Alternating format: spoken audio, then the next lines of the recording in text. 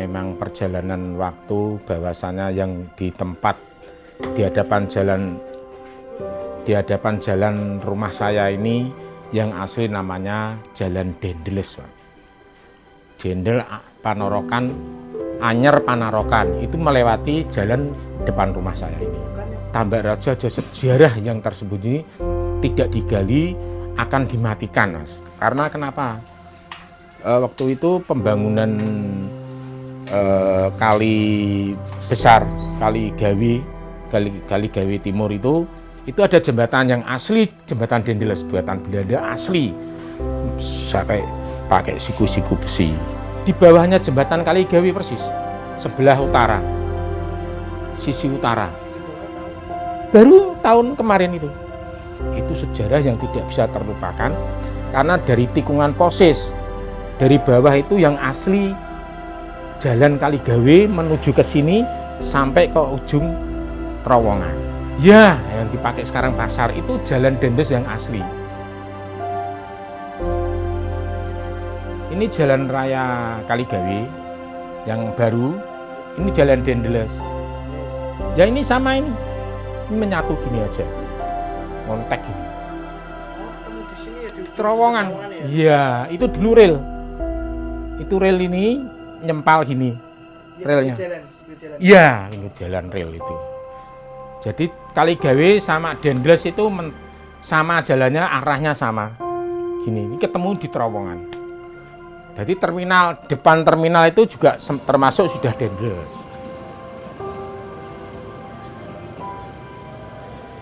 Jadi di wilayah utara sini dulu di sebelah jalan Dendeles, sebelah rel kereta api itu ada namanya makam Tenggang yang sudah tua. 4 tahun yang lalu itu sudah tidak bisa difungsikan karena sudah abrasi sampai 2 meter. Jadi sudah tidak ada patok, sudah hilang semua. Ya, keterkaitan itu kita sebagai yang sudah bertempat tinggal di sini pengennya untuk penggurukan. Nah, ternyata sudah kelaksana dari pihak BKT, peninggian BKT itu yang namanya Nindya Karya, PT Nindya Karya NK itu memberikan semuanya tanah huruf lempung itu di wilayah makam Tenggang. Kurang lebih sekitar kemarin sekitar 5.000 dam. Makam Tenggang ini alhamdulillah sudah kemarin banjir besar pun di Keduk ada yang meninggal, sudah tidak ada airnya. Kalau dulu kan di Keduk setengah meter sudah ada airnya. Jadi kita nimbun itu sama padas. Kalau sekarang alhamdulillah sudah baik makam Tenggang agar tidak abrasi, karena sebelah-sebelahnya ada tambak dan pemukiman. Harus dibatasi karena dia sudah ada sertifikat dari Pemkot. Harapan kami di makam Tenggang itu ada sesepuh namanya Mbah Musa yang sebelah barat, Mbah Sepuh sebelah timur, Pak. Jadi saya ini makam ini pinggir-pinggirnya dikunci. Ini harapan kami, ini yang Mbah Musa sudah ketemu, ini sudah ditinggikan kali belum sempurna. Kami habis ini segera mau membangun lagi untuk melaksanakan peninggian Mbah Musa tersebut. Sejarahnya Mbah Musa itu kalau tidak salah itu imam masjid dari Terboyo. Ini antaranya Terboyo, Mbah Musa, Mbah Sepuh sama Jumadil Kubro itu kayak segaris itu loh. Kampung Karangkimpul, tempat di mana Masjid Terboyo berdiri ini merupakan salah satu saksi bisu sejarah Kota Semarang yang mungkin tak terungkap. Layaknya tempat bersejarah, tentu banyak tokoh dan sesepuh yang berjuang, hidup, dan bahkan wafat di tempat itu. Salah satu tokoh yang paling dikenal yang dimakamkan di sana adalah Suruh Hadi Menggolo atau Bupati Semarang.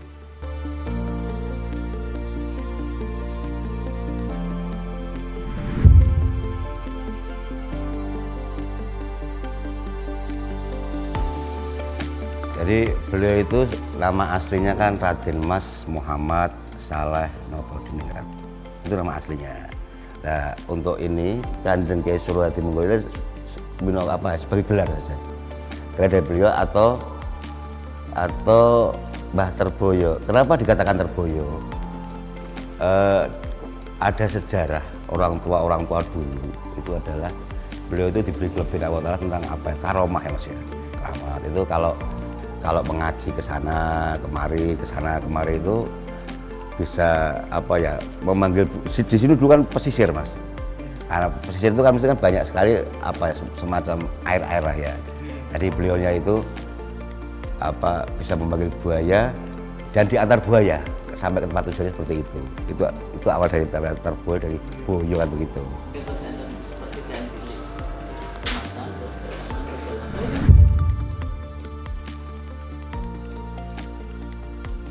Di sini terus dinamakan makam Terboyo. Entah sejarahnya bagaimana. Ada yang mengatakan Terboyo itu apa dibawa oleh boyo ke sini gitu.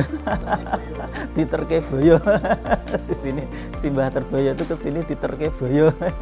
Itu hanya legenda lah gitu. Yang jelas nama Terboyo itu setelah adanya makam Simbah, namanya kan Simbah Kanjeng Adipati Surohadi Menggono. Beliau adalah putra dari Kiai Surodirjo. Kiai Surodirjo putra daripada Kiai Bustam, cucunya beliau. Ini kalau seperti yang tertera di sini ya. Ini adalah stablat yang langsung dikeluarkan dari Masjid Kauman Semarang. Mbah Terboyo itu nama aslinya kan Mbah Muhammad Soleh Noto Diningrat. Itu menurut riwayat itu adalah seorang sayyid. Seorang sayyid, dan menurut sejarah termasuk Habib Lubdi, Habib Umar itu termasuk keturunannya.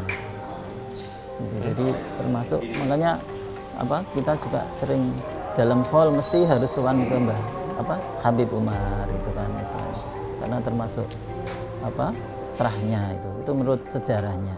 Ya cuma menurut Mbah Haris Sodako, jadi setiap tokoh atau ulama itu tidak mesti harus diketahui silsilahnya. Kadang para ulama itu yang penting dia sudah bermanfaat pada masyarakat, tidak perlu mengetahui silsilahnya katanya. Jadi kita selama ini ya belum tahu silsilahnya yang kayak apa, belum tahu. Tapi kita husnudzon Simbah adalah termasuk ulama dan sekaligus dia pernah jadi bupati. Selain makam Bupati Semarang ini, beberapa keturunan dan kerabat beliau pun dimakamkan di sekitar makam Kanjeng Surohadi Menggono. Di sini kalau yang jelas itu kan cucu beliau ini. Ini Mbah Sawung. Mbah Sawung ini putranya Mbah Sujak. Jadi Haji Muhammad Sujak. Ini putra Mbah Terboyo yang kedua. Ini yang ini ada yang mengatakan Mbah Sawung Sujak, terus yang terdeteksi, terus ini Mbah Son Haji atau Mbah Abdul Ghafur, terus Mbah Yai Su'eb di dalam itu. Mbah Yai Su'eb itu dulunya Imam Masjid Besar Terboyo. Itu kan di depanan enggak Mas, di depan pengimaman Mas. Jadi kebiasaan orang Muslim itu kalau imam masjid itu biasanya kalau ada tanah yang kosong bisa diberikan di depan pengimaman, ya. Masjid Terboyo dulu itu namanya Masjid Muktiharjo. Kemudian dalam perkembangan, karena Masjid Terboyo itu termasuk masjid peninggalan Simbah Kanjeng Adipati Surohadi Menggono, itu adalah Bupati Semarang tahun 1821. Itu mendirikan Masjid Terboyo itu yang dulu namanya masih Masjid Muktiharjo karena kelurahannya sini Masjid Muktiharjo. Dengan perkembangan zaman bahwa sini adalah kampung Terboyo, terus akhirnya masjidnya terbesar di daerah sini, para tokoh-tokoh menamainya Masjid Besar Terboyo gitu. Dulu Masjid Jamek Muktiharjo, karena dengan perkembangan, karena ini kampungnya dari awal namanya Terboyo, terus akhirnya jadi nama Masjid Besar Terboyo gitu.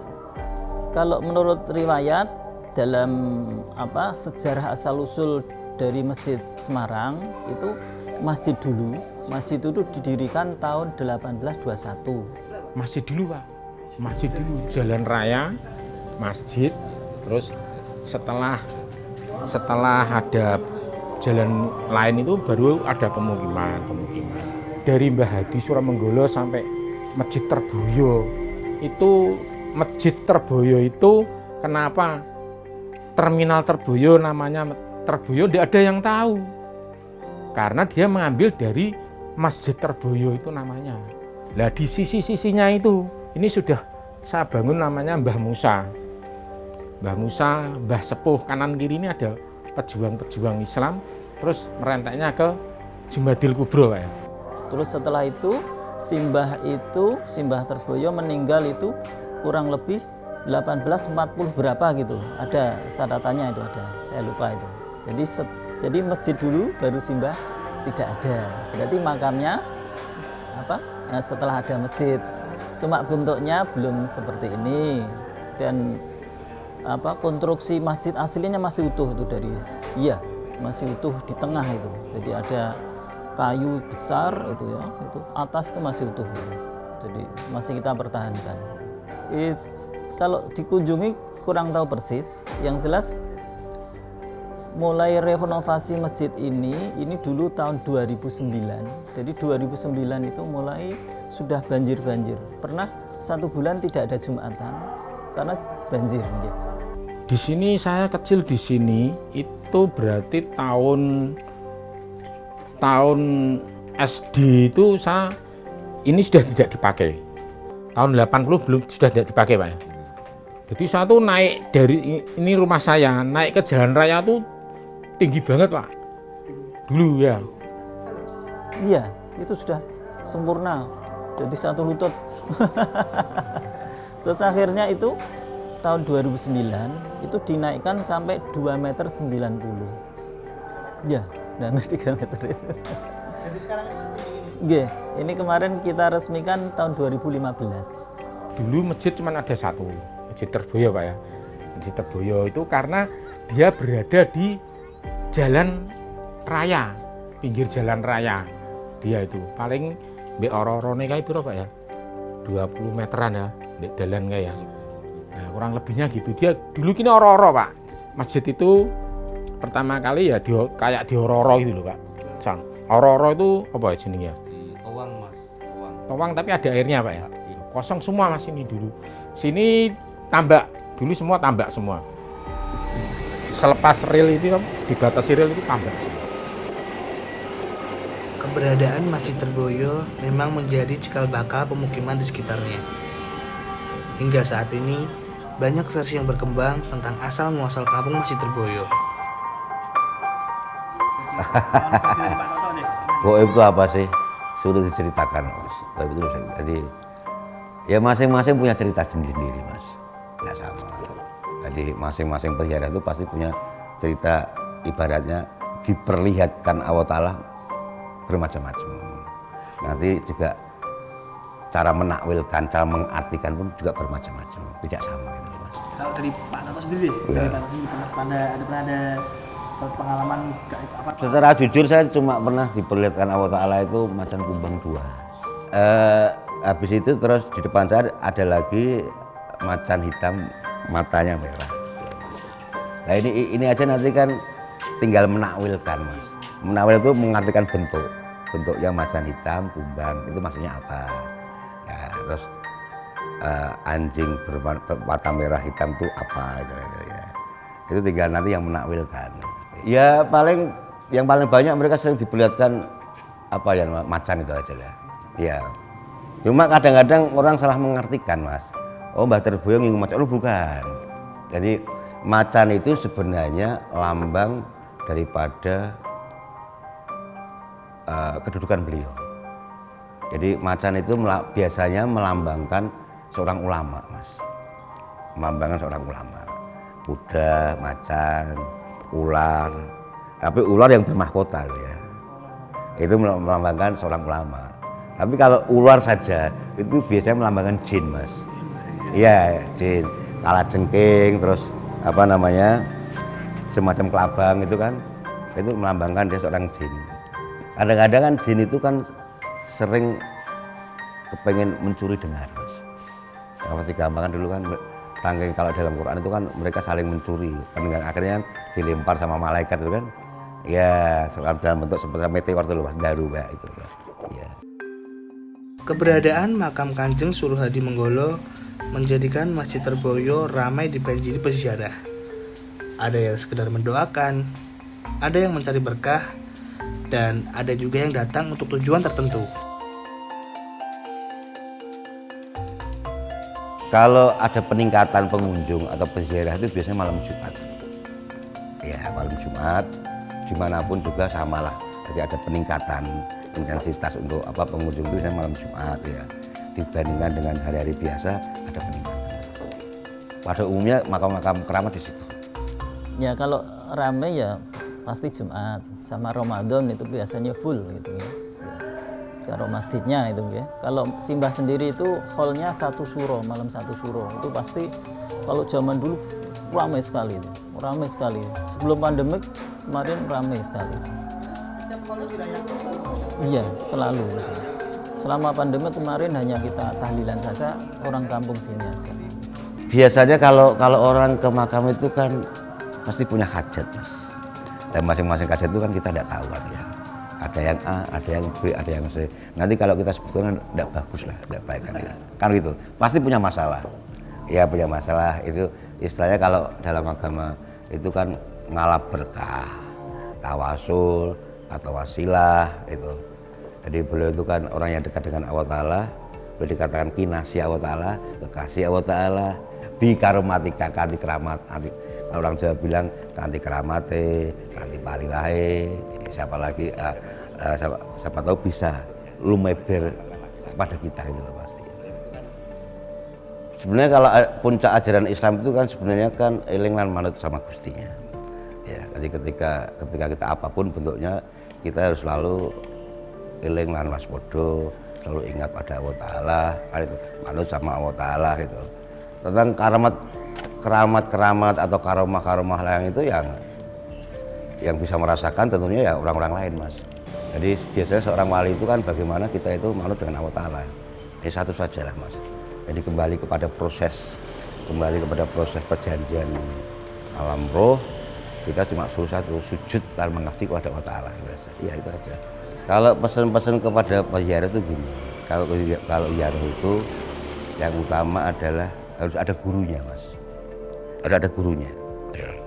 Yang utama dulu harus ada gurunya.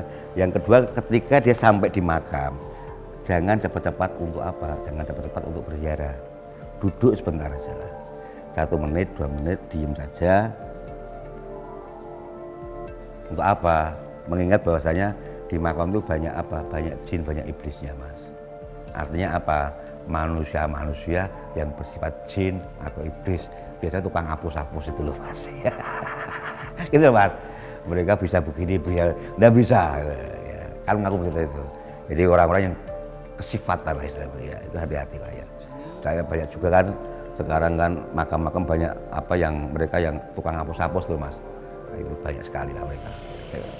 Mau percaya atau tidak, semua kembali lagi pada kita yang menjalani. Selain kekeramatan makam Suruh Hadi Menggolo dan besarnya nama Masjid Terboyo, ada hal lain yang cukup mencuri perhatian warga Kota Semarang terhadap Kampung Karangkimpul ini, yaitu adanya festival tahunan Kali Tenggang.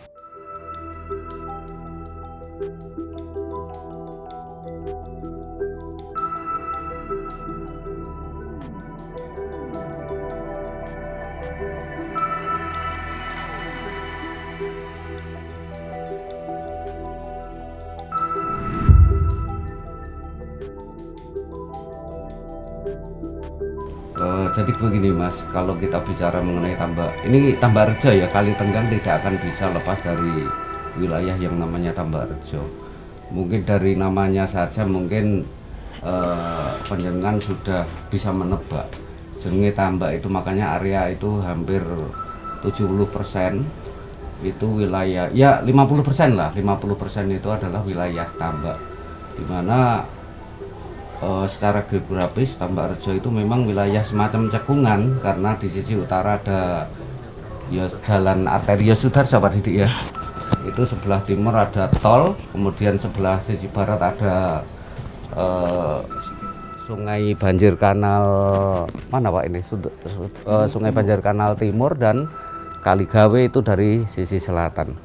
Lah di situ itu hampir setiap tahun problem yang ada di Tambak Rejo itu problem banjir. Lah ini kenapa ini saya bicara seperti itu? Ini nanti konteksnya dengan Kali Tenggang ya Mas ya. Lah bertahun-tahun masyarakat Tambak Rejo itu sebetulnya sudah ada program atau perencanaan baik itu melalui musyawarah tingkat kelurahan, juga dengan instansi terkait, keterkaitan dengan pembangunan yang jangka pendek maupun jangka menengah, di mana Tambak Rejo itu menginginkan suatu wilayah destinasi. Destinasinya destinasi wisata Mas. Lah ini tadi sudah panjang lebar diutarakan oleh beliau Pak Ketua LPMK, Pak Agus Setiabudi, di mana ada Masjid Terboyo, ada Mbah Sepuh, ada Mbah Musa, juga ada yang agak ke utara sedikit itu makam Syekh Jumadil Kubro, yang sifatnya kuliner ada Kampung Semarang dan sebagainya. Nah ini keterkaitan dengan Kali Tenggang, ini memang lama impian warga Tambak Rejo itu untuk pembenahan wilayah Kali Tenggang itu menjadi baik dan diberdayakan, maksudnya diberdayakan Mas. Setelah perencanaan selesai, masyarakat setempat diantaranya itu didikan BKM ada namanya KSM. Bagaimana untuk bisa memberdayakan Kali Tenggang untuk bisa mengoptimalkan sungai itu sebagai destinasi wisata juga memberdayakan masyarakat sekitar. Pertama, pertimbangannya kalau sungai itu bisa diberdayakan, masyarakat akan memperoleh nilai tambah dari situ. Nah itu buktinya waktu itu embrionya ya yang tadi 17-an, akhirnya di tahun 2018 itu untuk festival sungai yang pertama itu meskipun dengan susah payah akhirnya juga terlaksana. Kali Tenggang itu memang kali yang membelah di wilayah, dua wilayah dulu Pak ya, membelah wilayah Muktiharjo sama Genuk Pak ya istilahnya ya, kita terpisah itu, jadi dipisah itu Pak. Nah, aliran Kali Tenggang ini sampai Mojopahit Pak, itu memang Kali Tenggang yang buatan Belanda Pak, karena dulu masih ada pintu yang buka tutup sendiri otomatis. Hampir saya sejak kecil di sini ada mau pembangunan pelebaran Jalan Kali Tenggang, dampaknya untuk mengurangi banjir dan rob. Itu sudah sampai 10 tahun ada Pak ya, 10 tahun ada. Nah, ternyata kabar bohongnya itu gini Pak, kalau ada proyek masuk itu kita tuh dikira itu ngel-ngel Pak, menghambat itu, padahal kita enggak ada Pak ya, malah proaktif bagaimana caranya Kali Tenggang itu bisa menjadi lancar. Itu pertama kali itu kita hitungannya untuk menanggulangi bencana banjir dan rob. Nah, terus 2017 Pak ya, di awal 2017 mulai Pemkot maju pembebasan tanah dikawal dengan masyarakat kita. Ternyata di sini tidak ada apa-apa. Nah itu tidak ada permasalahan apa-apa, cuman 1-2 yang tidak mau dibebaskan ya, ternyata di pengadilan juga selesai. Sampai terjadi festival dulu itu kalinya buat nganu dulu Mas, buat 17-an istilahnya. Ya, enggak, biasa saja orang-orang cuman 17-an itulah. Terus setelah pembangunan jadi tahun pertama Pak ya, jadi tahun pertama Kali Tenggang itu kita sebagai masyarakat mau membuat event dengan dana swadaya sendiri Mas. Pertama sampai 2 kali kita biaya sendiri. Nah, hasilnya pertama kali alhamdulillah bisa berhasil. Terus kedua kalinya kita dikasih kuliner juga, ada kulinernya. Nah kita teka-teki yo, ini kuliner ini payu apa enggak. Nah ternyata itu di luar dugaan Pak. Sehari sampai mendapatkan 400, ada yang 600, 700, 800, jadi membengkak semakin baik, sampai Pak Wali sendiri mengagendakan bahwa tiap tahun Festival Kali Tenggang harus diadakan kita sudah masuk ranah ke Musrembang Kecamatan yang kemarin sudah deal, sudah mendapatkan biaya 50 juta, cuman ada COVID. Warga di sekitar Masjid Terboyo pun tidak lantas hanya menyandarkan pencaharian pada karomah Masjid Terboyo. Karena mayoritas warga berlatar belakang nelayan, ada pula yang memperkenalkan wilayah Masjid Terboyo sebagai kampung sentra olahan bandeng. Yang jelas, semua berperan sesuai porsinya masing-masing.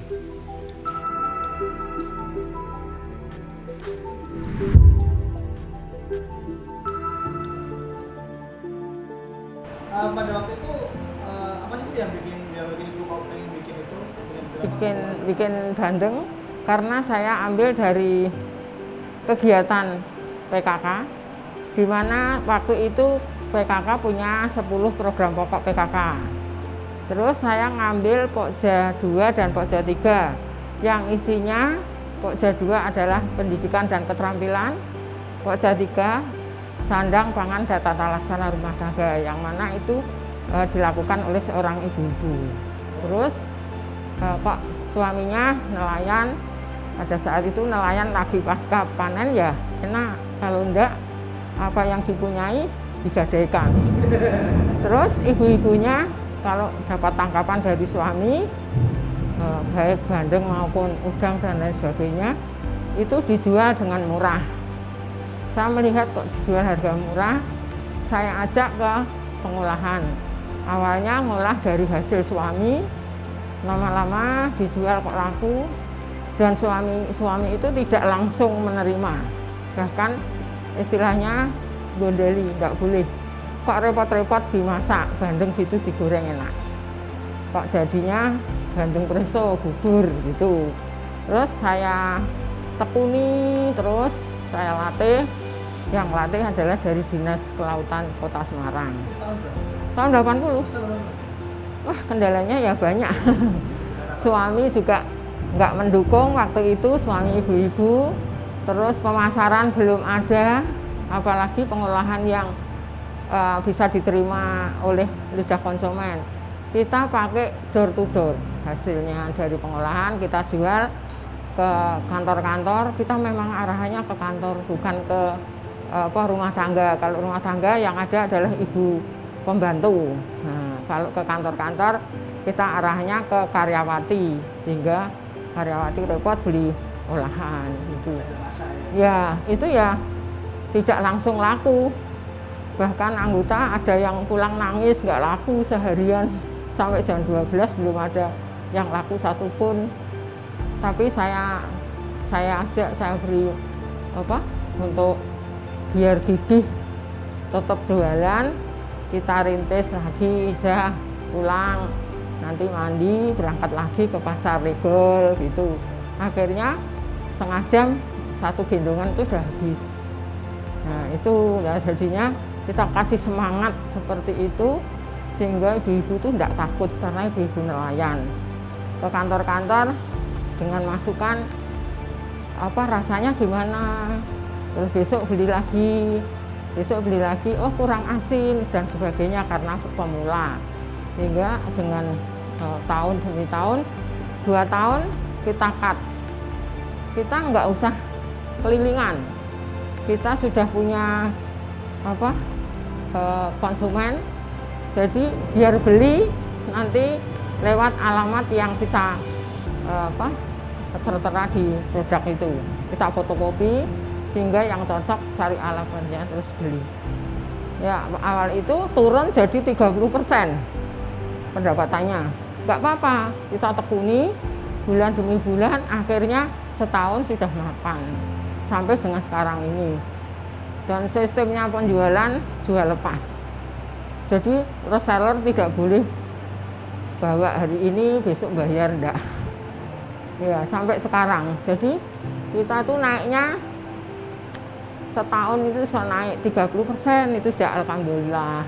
Enggak usah banyak-banyak dulu, 40%. Nah, dari tahun ke tahun sampai dengan tahun 2014 itu kan sudah bantingan ya, kelompok wanita tani nelayan jadi KUB Mina Makmur. Nah, KUB Mina Makmur kita pengolahan dan dibina oleh sektor yaitu perindustrian, perdagangan, perikanan, akhirnya dilombakan menang juara 1. Optisarkan, jadi optimalisasi hasil perikanan, pemasaran hasil perikanan. Perjuangan Ibu Darmono membangun usaha bandeng ini memang nggak bisa dianggap remeh.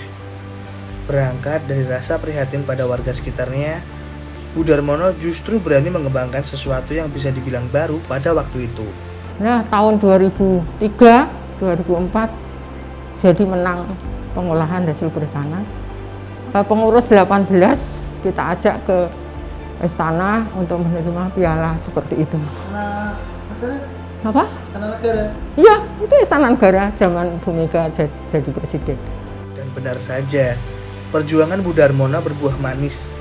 Olahan bandengnya sudah merangsak hingga Malaysia dan Singapura. Memang pandemi menjadi momok bagi semua orang, tak terkecuali bagi pengusaha seperti Bu Darmono ini. Kampung Masjid Terboyo dan sekitarnya ini akan menjadi besar suatu hari nanti. Tentu dengan kerja keras warga dan kita semua sebagai warga Kota Semarang memperkenalkan kekayaan sejarah dan potensi wisata baik religi maupun kuliner dari kampung ini.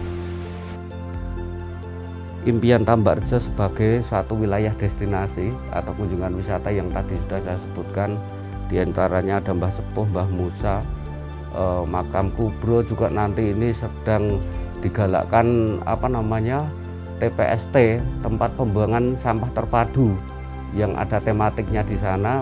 Harapan kami yaitu masyarakat hanya bisa minta paling tidak sebagai gambaran itu nantinya masyarakat itu bisa dimintai keterangan karepmu ki piye to, Tambak Rejo ki arep kok dadekke opo. Hanya seperti itu gambarannya. Wilayah di Tambak Rejo ini tertata dengan baik untuk nanti kegiatan-kegiatan baik itu festival atau mungkin kunjungan-kunjungan yang lain, termasuk Mbah Musa. Ini juga Masjid Terboyo, juga ada Bupati Suruhadimugolo juga ada di sana, karena memang di sini itu banyak simpanan sejarah-sejarah sebetulnya yang banyak. Kalau potensi ini dibuka, dikembangkan, saya yakin di Tambak Rejo ini akan sebagai suatu tempat wisata yang baik.